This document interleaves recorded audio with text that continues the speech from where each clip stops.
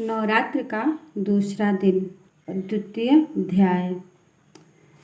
मैं कमल के आसन पर बैठी हुई प्रसन्न मुख वाली महिषासुरमर्दिनी भगवती महालक्ष्मी का भजन करता हूँ, जो अपने हाथों में अक्षमाला, फरसा, गदा, बाण, वज्र, पद्म, धनुष, कुंडिका, दंड, शक्ति, खड्ग, ढाल, शंख, घंटा, मधुपात्र, शूलपाश और चक्र धारण करती हैं।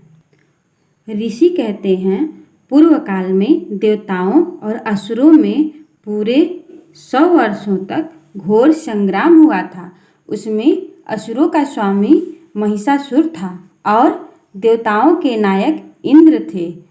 उस युद्ध में देवताओं की सेना महाबली असुरों से परास्त हो गई थी।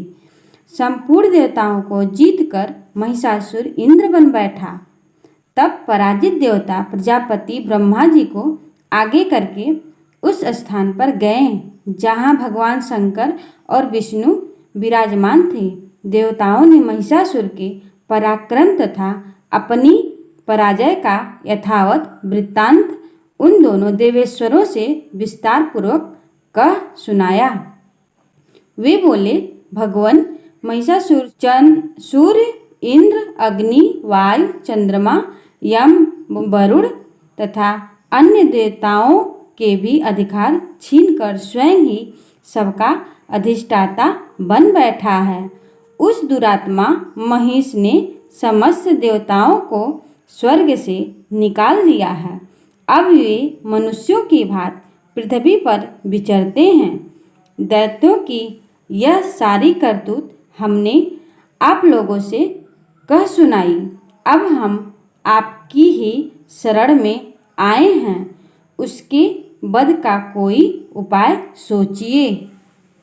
इस प्रकार देवताओं के वचन सुनकर भगवान विष्णु और शिव ने दैत्यों पर बड़ा क्रोध किया। उनकी भौहें तन गईं और मुंह टेढ़ा हो गया।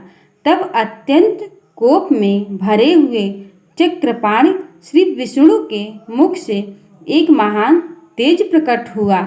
इसी प्रकार ब्रह्मा, शंकर तथा इंद्र आदि अन्य देवताओं के शरीर से भी बड़ा भारी तेज निकला।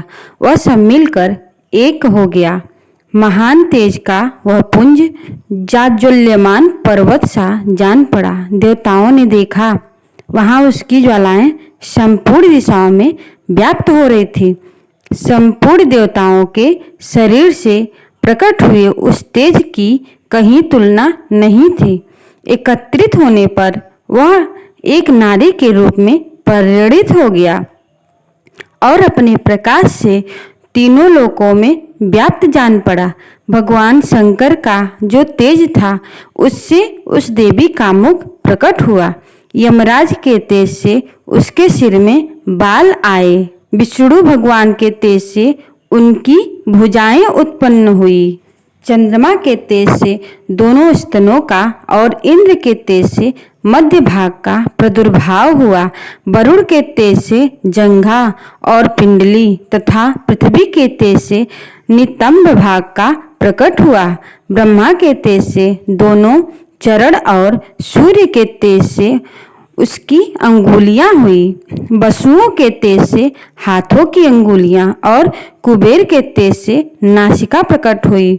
उस देवी के दांत प्रजापति के तेज से और तीनों नेत्र अग्नि के तेज से प्रकट हुए थे। उसकी भौहें संध्या के और कान वायु के तेज से उत्पन्न हुए थे। इसी प्रकार अन्य देवताओं के तेज से भी उस कल्याणमयी देवी का आविर्भाव हुआ। तदंतर समस्त देवताओं के तेज पुंज से प्रकट हुई देवी को देखकर महिषासुर के सताए हुए देवता बहुत प्रसन्न हुए। पिनाकधारी भगवान शंकर ने अपने शूल से एक शूल निकालकर उन्हें दिया। फिर भगवान विष्णु ने अपने चक्र से चक्र उत्पन्न करके भगवती को अर्पण किया। वरुण ने भी शंख भेंट किया। अग्नि ने उन्हें शक्ति दी और वायु ने धनुष तथा बाण से भरे हुए 2 तरकश प्रदान किए। सहस्त्र नेत्रों वाले देवराज इंद्र ने अपने वज्र से वज्र उत्पन्न करके दिया और ऐरावत हाथी से उतार कर 1 घंटा भी प्रदान किया। यमराज ने कालदंड से दंड, वरुण ने पास, प्रजापति ने स्फटिकाक्षी का माला तथा ब्रह्मा जी ने कमंडल भेंट किया। सूर्य ने देवी के समस्त रोमकूपों में अपनी किरणों का तेज भर दिया। काल ने उन्हें चमकती हुई ढाल और तलवार दी। क्षीर समुद्र ने उज्ज्वल हार तथा कभी जीर्ण न होने वाले 2 दिव्य वस्त्र भेंट किए। साथ ही उन्होंने दिव्य चूड़ामणि, 2 कुंडल, कड़े, उज्ज्वल अर्धचंद्र, सब बाहुओं के लिए केयूर, दोनों चरणों के लिए निर्मल नूपुर, गले की सुंदर हंसली और सब अंगुलियों में पहनने के लिए रत्नों की बनी अंगूठियां भी दी। विश्वकर्मा ने उन्हें अत्यंत निर्मल फरसा भेंट किया। साथ ही अनेक प्रकार के अस्त्र और अवैध कवच दिए। इनके सिवा मस्तक और वक्ष स्थल पर धारण करने के लिए कभी न कुमलाने वाले कमलों की मालाएं दी। जलध ने उन्हें सुंदर कमल का फूल भेंट किया। हिमालय ने सवारी के लिए सिंह तथा भांति भांति के रत्न समर्पित किए। धनाध्यक्ष कुबेर ने मधु से भरा दान पात्र दिया और संपूर्ण नागों के राजा शेष ने, जो इस पृथ्वी को धारण करते हैं, उन्हें बहुमूल्य मणियों से विभूषित नागहार भेंट दिया। इसी प्रकार अन्य देवताओं ने भी आभूषण और अस्त्र शस्त्र देकर देवी का सम्मान किया। तत्पश्चात उन्होंने बारंबार अट्टहास पूर्वक उच्च स्वर से गर्जना की। उनके भयंकर नाद से संपूर्ण आकाश गूंज उठा। देवी का वह अत्यंत उच्च स्वर से किया हुआ सिंहनाद कहीं समा न सका। आकाश उनके सामने लघु प्रतीत होने लगा। उससे बड़े जोर की प्रतिध्वनि हुई, जिससे संपूर्ण विश्व में हलचल मच गई और समुद्र कांप उठे।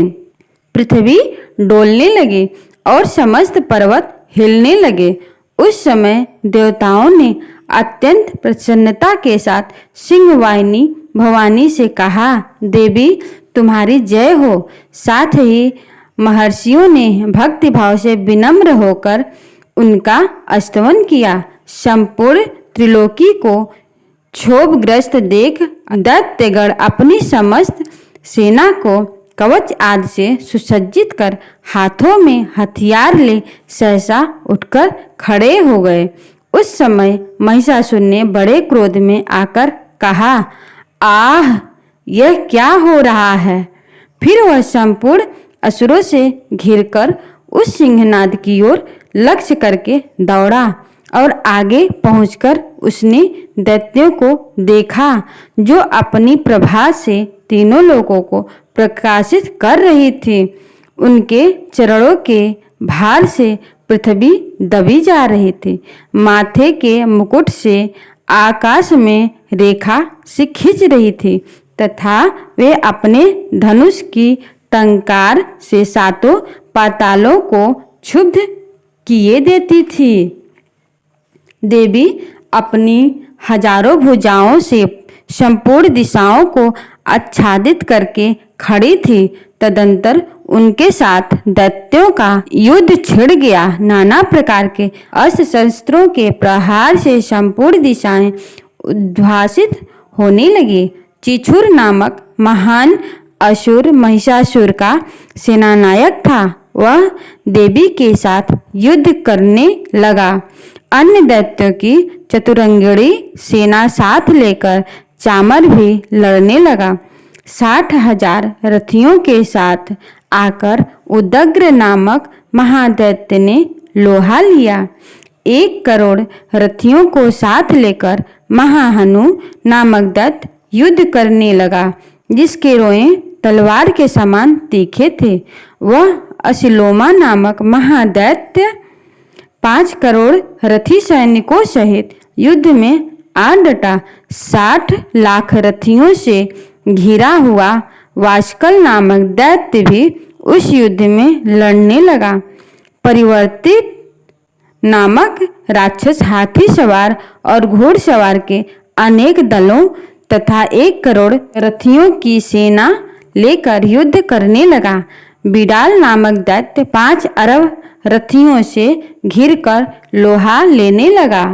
इसके अतिरिक्त और भी हजारों महादैत्य रथ, हाथी और घोड़ों की सेना साथ लेकर वहां देवी के साथ युद्ध करने लगे। स्वयं महिषासुर उस रणभूमि में कोटि कोटि सहस्त्र रथ, हाथी और घोड़ों की सेना से घिरा हुआ खड़ा था।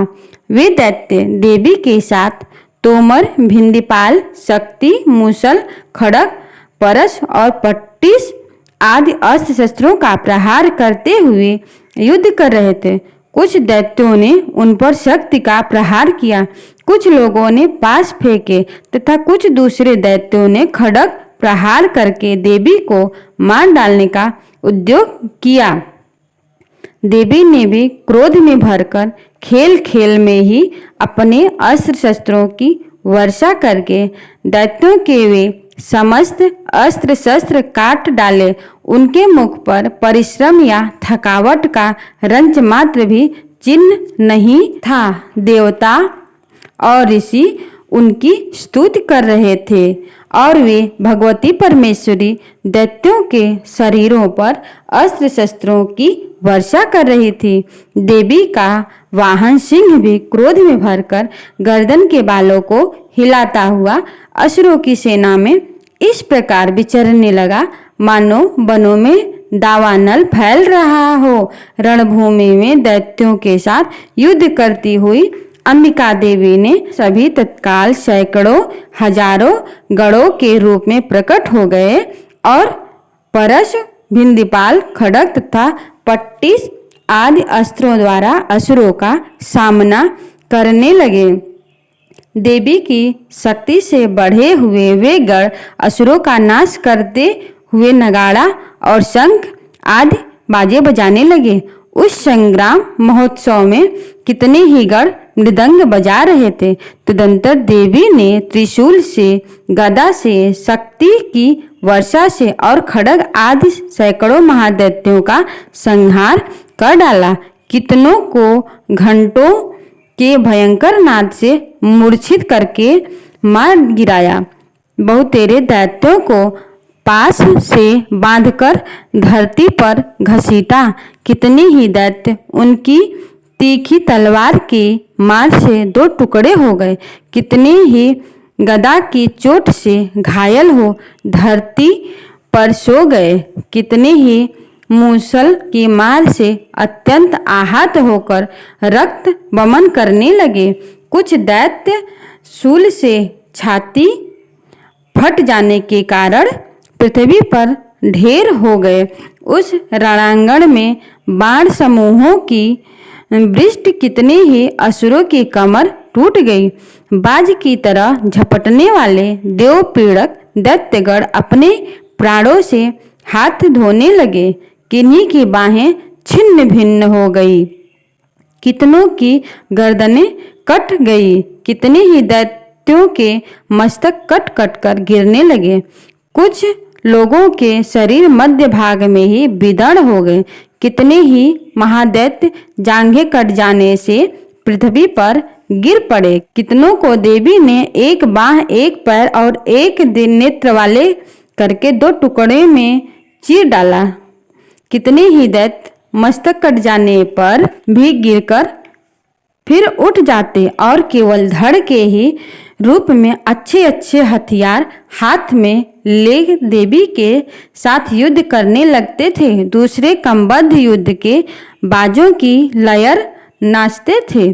कितने ही बिना सिर के धड़, हाथों में खड़ग, शक्ति और रिष्ट लिए दौड़ते थे तथा दूसरे दूसरे महादैत्य ठहरो ठहरो यह कहते देवी को युद्ध के लिए ललकारते थे। वहाँ वह घोर संग्राम हुआ था। वहाँ की धरती देवी के गिराए हुए रथ, हाथी, घोड़े और असुरों की लाशों से ऐसी पट गई थी कि वहाँ चलना फिरना असंभव हो गया था।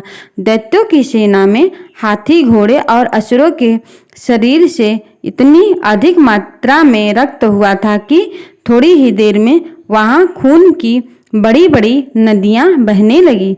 जगदम्बा ने असुरों की विशाल सेना को क्षण भर में नष्ट कर दिया, ठीक उसी तरह जैसे तृण और काठ के भारी ढेर को आग कुछ ही क्षणों में भस्म कर देती है।